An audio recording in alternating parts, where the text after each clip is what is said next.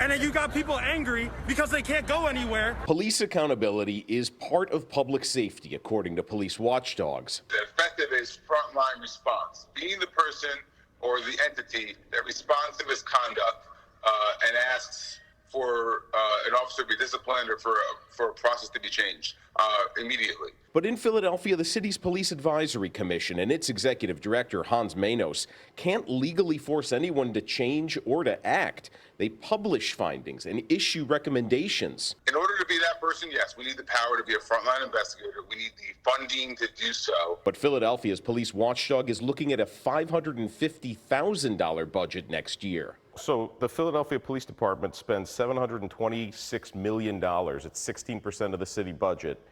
And the city doesn't even spend, it spends a little more than $500,000 on oversight? Yeah, I mean, I think that is an issue that's been coming up a lot lately.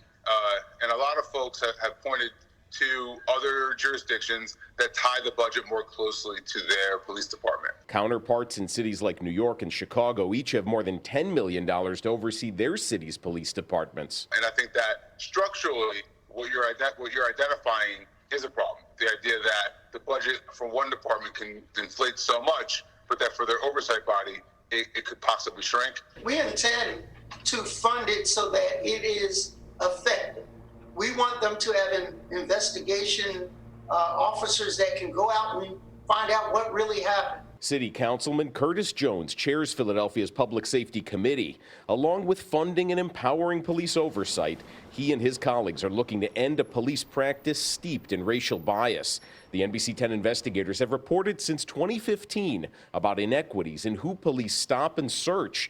According to court records filed in March 2020, in October, November, and December 2019, 69% of pedestrians stopped in Philadelphia were black. 14% of stops and 27% of those frisked were without reasonable suspicion, which is unconstitutional. The knee-jerk response is just get rid of it. The council is considering a bill to eliminate the practice of stop and frisk from the city police arsenal. Councilman Jones also wants to more closely link police accountability with officer pay. The only color I want my police officers to see is not black, not white, but green.